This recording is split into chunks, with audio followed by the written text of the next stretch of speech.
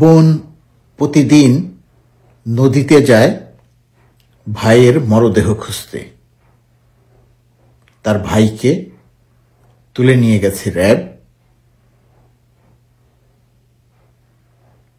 ধরে নিয়েছে যে তাকে হত্যা করে নদীতে ফেলে দেয়া হয়েছে। নদীতে গিয়ে যদি তার ভাইকে পাওয়া যায়। অনেকবার আসছি, অনেক মাঝিকে ধরে ধরে জিজ্ঞেস করতাম নৌকা নিয়ে আসে যদি পুরাতন হয়।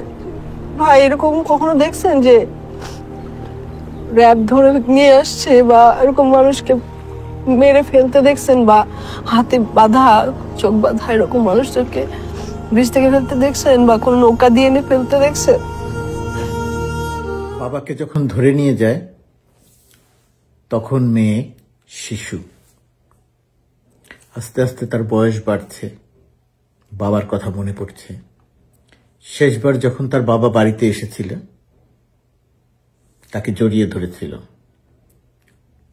এখন সে বাবাকে এমনভাবে জড়িয়ে ধরে রাখতে চায় আবার যদি আসে, যাতে ফ্যাসিস্ট হাসিনা কেন কেউ যাতে কোনোদিন তার কাছ থেকে বাবাকে নিয়ে যেতে না পারে। সেই মেয়ে এখনো বাবার অপেক্ষায়।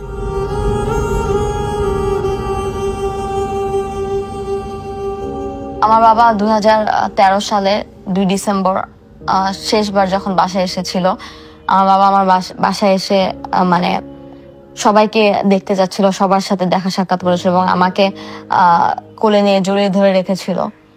আমি মনে করি যে আমার বাবা যদি এবার ফিরে আসে, আমি আসলে আমার বাবাকে ওভাবে মানে জড়িয়ে ধরে থাকবো, যাতে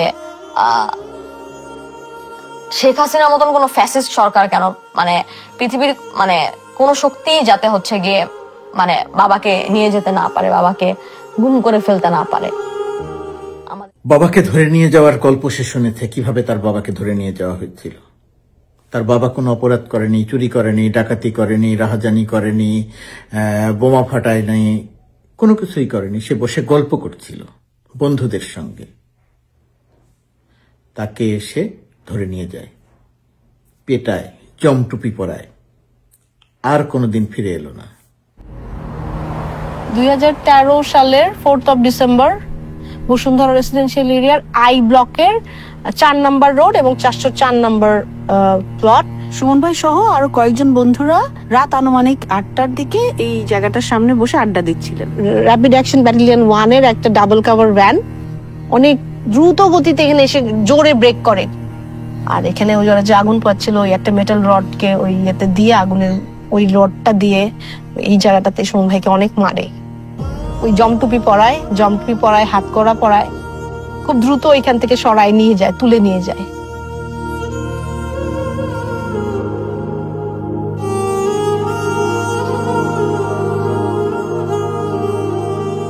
পরিবারটির ভাই বোনদের মায়ের দিন রাত কাটতে থাকলো র্যাব অফিসের সামনে।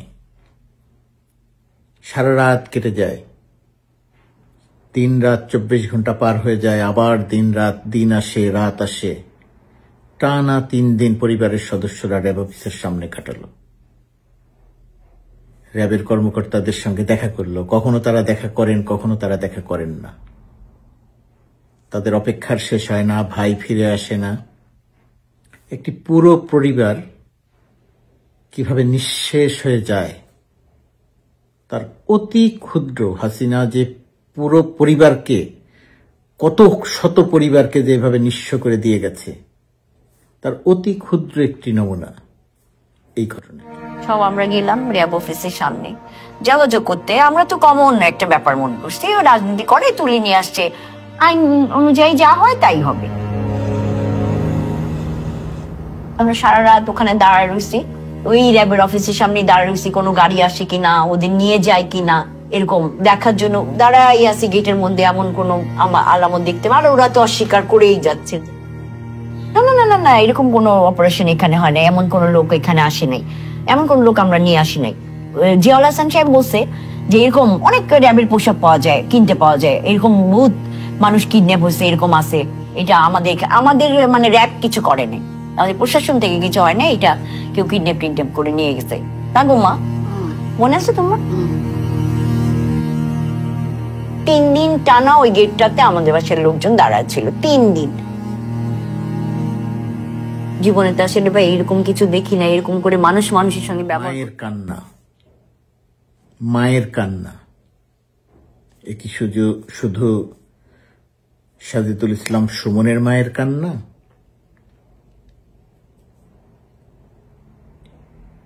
এই মা শত শত, হয়তো কয়েক হাজার,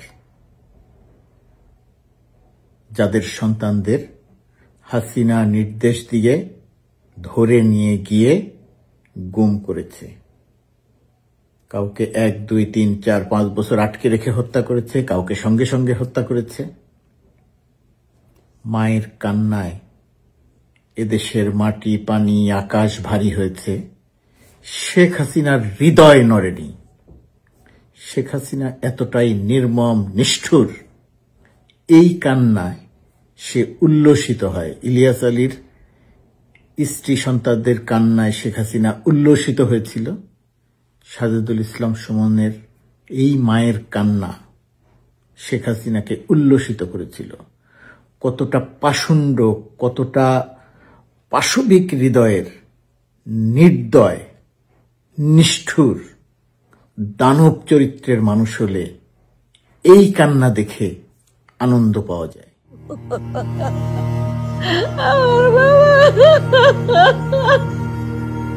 আমার বাবা কি দোষ করলো? এত বছর সুরকে আটকে রাখছে আব্বা।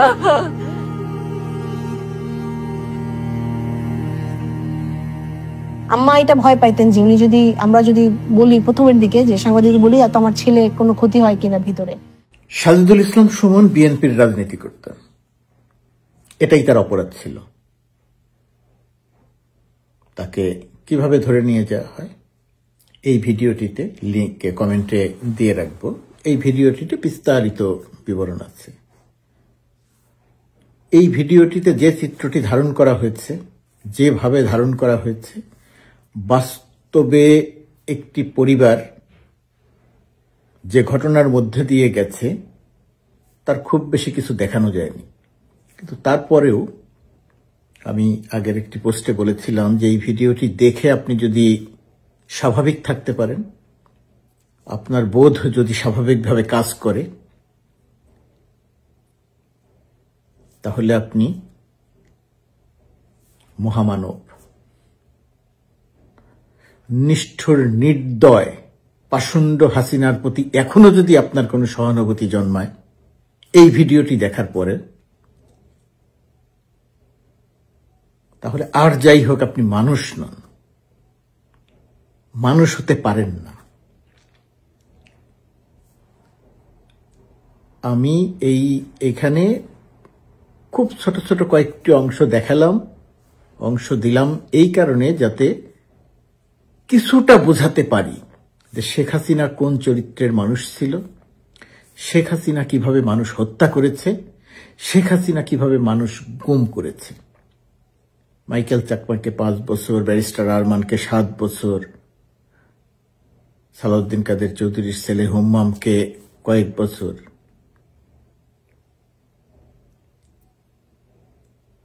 আজমিকে কয়েক বছর আটকে রেখেছে, গুম করে রেখেছে। এগুলো তো যাদের কথা বলছি তারা সবাই পরিচিত এই সমাজের। এর বাইরে কত সাধারণ নিরীহ মানুষ, যে মা কাঁদতে কাঁদতে মারা গেছেন, চোখের পানি শুকিয়ে গেছে, সেই মা কোনোদিন জানেনও না যে তার ছেলেকে শেখ হাসিনা ধরে নিয়ে গিয়ে এইভাবে গুম করেছে। কেন গুম করেছে? কেন? ওই যে একটি কথা বললাম, আপনাদের অনেকের কাছে এটা অবিশ্বাস্য মনে হয় যে শেখ হাসিনা বাংলাদেশের সব মানুষকে খুনি মনে করে, বাংলাদেশের মানুষকে সে খুন করতে চায়। এই কারণে রাস্তার যুবক থেকে সুমন পর্যন্ত, মাইকেল চাকমা থেকে ব্যারিস্টার আরমান বা হুম্মাম চৌধুরী পর্যন্ত সবাইকে সে হত্যা করতে চায়। হত্যার চেয়ে বড়, হত্যার চেয়েও নির্দয়, নিষ্ঠুর সে মানুষকে আটকে রাখে, গুম করে, পরিবার জানে না। দিনের পর দিন কেটে যায় অপেক্ষায়, পরিবার জানে না। শেখ হাসিনা মাঝে মাঝে সে অভিনয় করে, আমার যে স্বজন হারানোর কষ্ট আর কেউ বুঝে না। কি পরিমাণ ভণ্ড, কি পরিমাণ, কি ভয়ঙ্কর রকমের ভণ্ড, হিপোক্রেট হলে এই রকমের কথা বলা যায়। শেখ হাসিনার যে পতন হলো, পুরো পরিবার পালিয়ে গেল, পুরো দল পালিয়ে গেল, এর কারণ কি জানেন? তরুণ ছাত্র জনতার রক্ত দিয়েছে, সেটা যেমন সত্যি, তার চেয়েও বড় সত্যি মানুষের অভিশাপ। এই মায়ের যে কান্না, এই বোনের যে কান্না, এই মেয়ের যে কান্না, মানুষের অভিশাপ, পাপের শাস্তি। পরকালে তো পাপের শাস্তি সে পাবেই, সেটা আমরা দেখব না, কিন্তু এই কালেও যে সে শাস্তি পেল, দেশ ছাড়া ঘর ছাড়া শরণার্থী হয়ে অন্যের আশ্রয়ে, অন্যের করুণার পাত্র হয়ে আজ তাকে বেঁচে থাকতে হয়, কারণ এই শত শত মায়ের ঘর, বুক সে খালি করে গেছে। এই ভিডিওটি দেখুন, নিজেকে প্রশ্ন করুন, শেখ হাসিনা কত বড় দানব ছিল, শেখ হাসিনা কতটা নিষ্ঠুর ছিল, শেখ হাসিনা কতটা খুনি ছিল, তার সামান্য প্রমাণ পাবেন। আর এখনকার শেখ হাসিনার বক্তব্য দেখেন, দানব পলাতক হাসিনার, ফ্যাসিস্ট হাসিনার বক্তব্য দেখেন।